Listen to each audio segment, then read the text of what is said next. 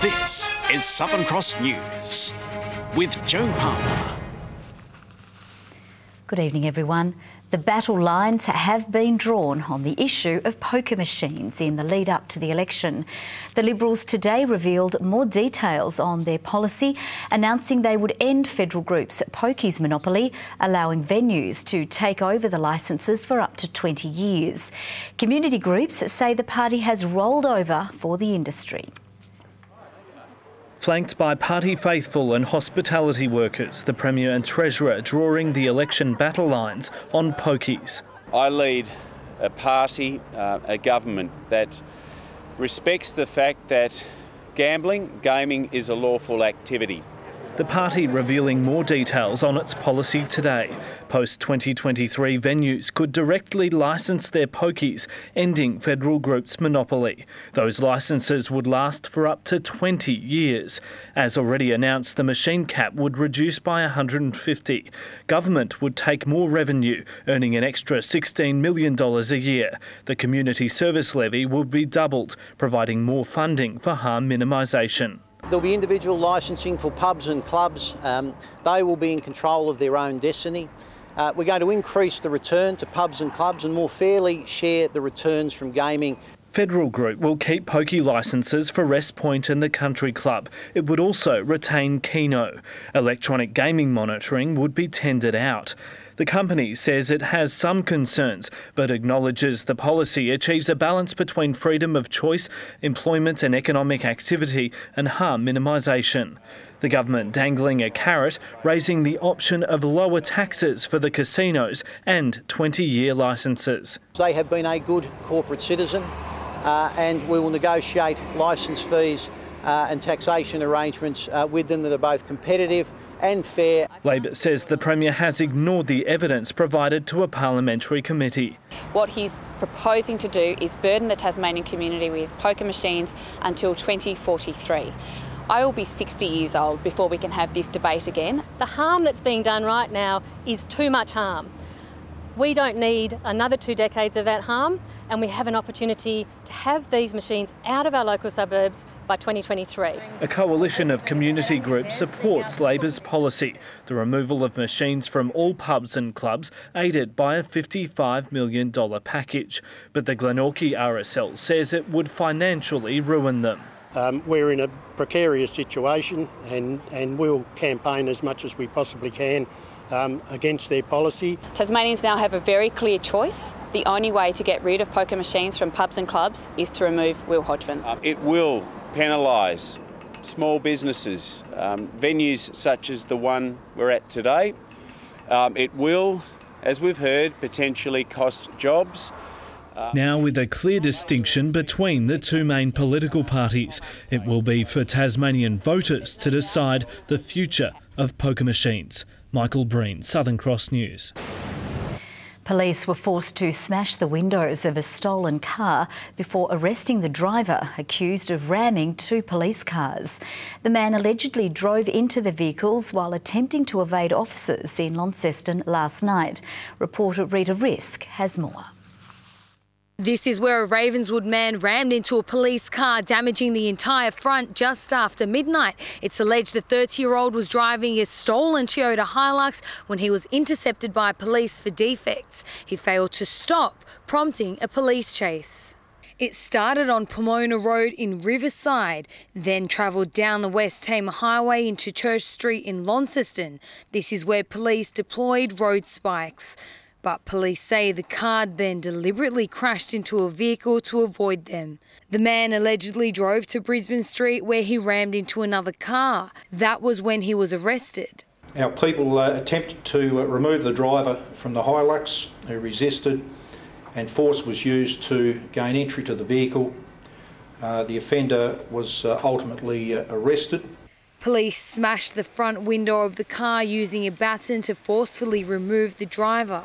He had minor injuries. One police car was severely damaged in the front while another was also hit but back on the road today. Police condemning the behaviour. Look, the behaviour is just disgraceful, frankly. No member of our organisation should come to work and have to be subject to this. Think about the danger that this causes to the community.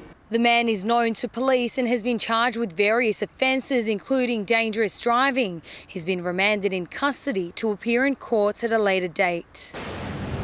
2 11-year-old boys will be proceeded against under the Youth Justice Act after deliberately lighting a bushfire at Georgetown earlier this month. It took dozens of crews and 3 water-bombing helicopters to extinguish the blaze.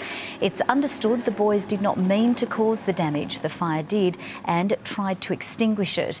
The Tasmania Fire Service and police will also provide education to the 2 boys on fire safety. The ban on gay and lesbian couples marrying under Australian law has been lifted, effective today. One of the first local couples to take advantage of the change celebrated with a pre-dawn wedding. Ros and Lainey Kitchke tied the knot in front of 50 family and friends in an intimate ceremony at their Franklin property.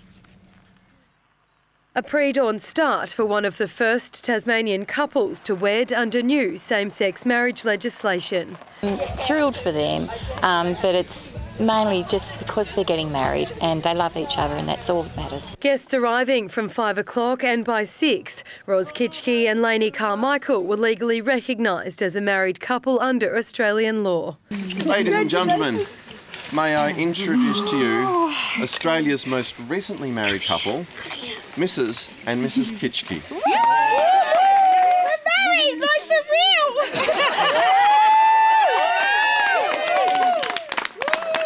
The newlyweds, just one of many Australian couples making it official just hours after midnight when the bill came into law. Very honoured. Yep. So proud. Yep. It's a very special day for us. Yeah. And, you know, for everyone really, this is a whole new chapter in Australia's history, and it involves everybody. In 2015, the pair had a civil ceremony to recognise their commitment to one another. But today, thanks to the voice of almost 8 million yes voters across the nation, the pair will live with the same legal rights as everyone else. No longer did we have to fight to just be recognised, you know, just so that I could visit my wife in hospital sort of thing, you know. That's the significance to us. When the legislation was finally passed by federal parliament, Ros and Lainey decided they wanted to be one of the first same-sex couples in the nation to legally tie the knot. This morning, over 50 of their family and friends have turned up in the chilly Huon Valley to watch the historic event. Probably the best wedding I've ever been to. Felt like they were getting married for Australia, for humans. And it was a real privilege to be asked to be here to witness not only their vows but such an important moment in the history of the nation. Rodney Croom says after decades of gay rights activism, he's honoured to take part, thanking Tasmanian residents with 63.6% voting yes. In the same state that only 21 years ago saw me as a criminal. I mean, that is astounding. It's a wonderful transformation. All Tasmanians should be so proud of the fact that we've come so far in such a short time. Same-sex couples already married overseas are now automatically recognised here. A handful of couples with special circumstances have already married under the legislation, but as of today, it's open to all. Love finally won. Hey, wife and wife, wife and wife. Louise Hedger, Southern Cross News. A long-lost portrait of a Tasmanian premier dating back nearly 200 years has returned to the state. The portrait of Tom Chapman was found in Canada by local historians. Chapman wrote the first Tasmanian constitution and set up the Launceston and Hobart City Councils. When serving as Premier in the early 1860s, Chapman rejected a government salary and made large donations to public libraries and museums. He even went bankrupt. He was so concerned about public finances that he neglected his own and went from one of our wealthiest men to bankruptcy and had to resign. You can see that the colours are lovely and it really draws you in. The portrait will be restored before going on display at the Queen Victoria Art Gallery later this year. Hobart is playing host to a special group of sportsmen from Victoria this week, with the All Nations Cricket Group in town for a special tournament. On a 4-day tour, the group of refugees, students from overseas and locals will play friendly matches against 3 Tasmanian teams. All about happiness, friendship and harmony in cricket, and motivating people to not give up but give back, and helping people from victim to victor. Sports is kind of a culture for Australian life, and I think, you know, it's a platform where you can connect with people so easily. The Don't Give Up, Give Back Cup wraps up on Thursday. Hobart dog lovers can now take their four-legged friends along on a trip to Salamanca Market, where they will be cared for while their owners browse the stalls. The RSPCA and Hobart City Council pairing up for a 6-week trial of a puppy parking initiative. Well, our volunteers can't help but give dogs a pat, love, lots of attention. So I'm assuming that they're going to get a lot of attention from our volunteers and probably other people that are walking around. This came about because of changing rules where we were trying to discourage people from bringing their dogs into the market, but the feedback was people still wanted to bring their dogs to the market, so we thought we'd provide a service.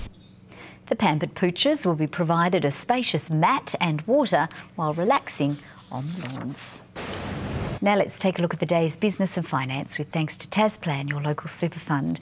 The share market has closed modestly higher as gains by miners and energy companies offset weakness in the retail and healthcare sectors. The ASX 200 index has risen by 5.4 points. A short time ago, the Australian dollar was trading at 78.55 US cents and 109.37 New Zealand cents. Defending Hobart International champion Elise Mertens is on her way to back-to-back titles after storming into the quarterfinals on centre court today. Well, number 8 seed American Alison Risk is proving one to watch in the tournament, getting up in a gutsy 3-setter. Looking to end the number 8 seed's run, Siniakova came out firing, securing the early break to go 2 games up before the American returned the favour. But it was all the check from there on out, taking the next 4 games in a row to close out the set in style.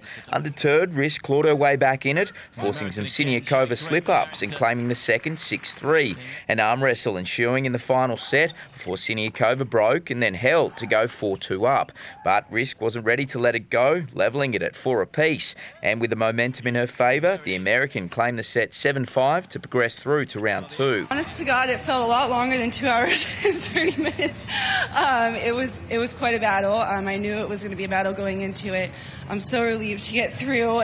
Defending champ Elise Mertens looks solid, taking on an unseeded Beatrix Haddad-Meyer, with the Belgium securing the first set 6-4. The Brazilian fighting back in the second before Mertens showed her class, advancing through to the quarterfinals in straight sets.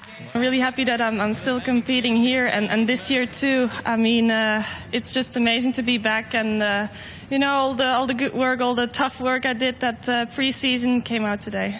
Over on court 8, Romanian Monica Niculescu providing the upset, defeating countrywoman and 6 seed Irina Camelia Begu 6-3, 6-2. Meantime, young gun Jamie Fawless enjoyed some well-deserved relaxation time this morning after a hard-fought first-round victory over Nina Stojanovic, her first WTA career win. The 18-year-old is also the last Australian hope in the tournament after Lizette Cabrera was eliminated on Sunday. Yeah, there was a lot of relief. I was honestly over the moon just to win a match to start off the summer. It's my first match in 2018. Fawless, who takes on 2015 Hobart International champion Heather Watson tomorrow, was recently awarded a wild card into this month's Australian Open after taking out the Under-18 Australian Championships last month. The Hobart Hurricanes have got over the line in a nail-biter at Launceston Arena. With Sydney needing a 6 off the final ball, the Canes managed to cling on for their 3rd win of the BBL season. Darcy Short continues to bring the heat with the bat, knocking up 42 runs last night. He's hitting the ball. After winning 2 on the trot, the Canes had a spring in their step, but Alex Doolan was caught flat-footed in the second over. Man, up-ish, out! With Doolan gone for 3, Matthew Wade came to the crease and set about rearranging the scoreboard.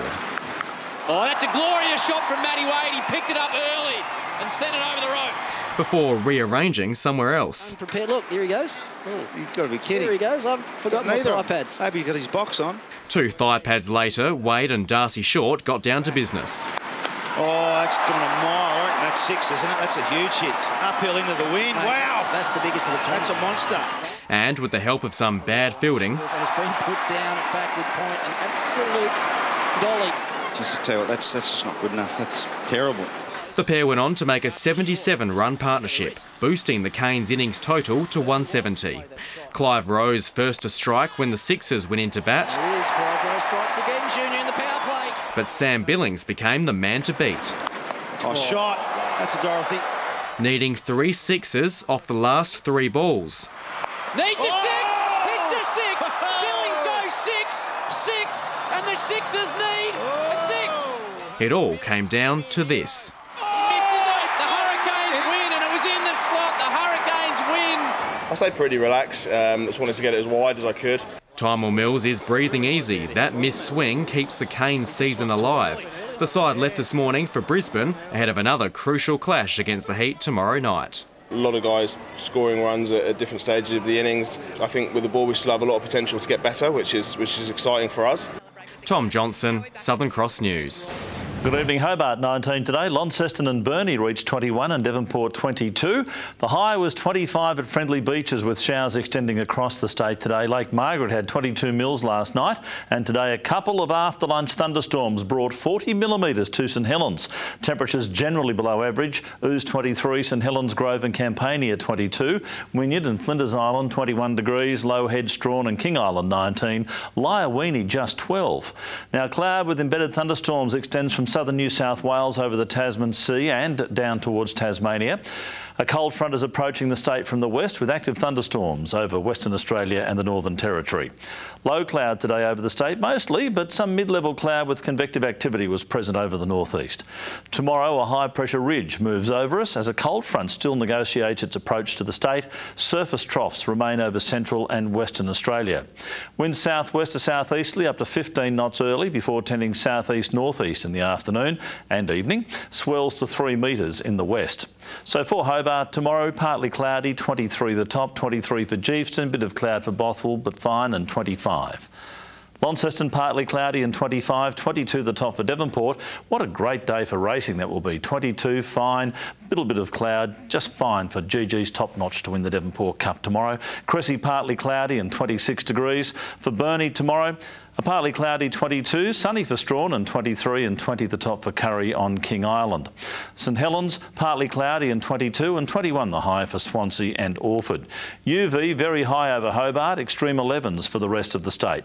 On Thursday, fine and sunny over the south and west, some cloud over other parts with the slight chance of a shower over the north. Showers developing on Friday and increasing to rain across Tasmania during the afternoon, and on Saturday a showery day with winds shifting southwesterly later. Sunny in Perth, partly cloudy in Adelaide and 31 degrees, sunny in Melbourne, Canberra and Brisbane, an early shower forecast for Sydney and a possible storm in Darwin. Bit of cloud around Hobart, 16 at the moment, 19 in Launceston, Devonport mostly clear and 22 degrees. What a great time to be in Tasmania, Joe. Music, food and wine festivals, the tennis, the cricket, the summer racing carnival. I hope I've got the energy to get through it all. Oh, of course you have. You do every year. Splendidly. Thank you very much, Murph. That's all from the team for now. Thanks so much for your company. We'll see you with updates a bit later. Bye-bye.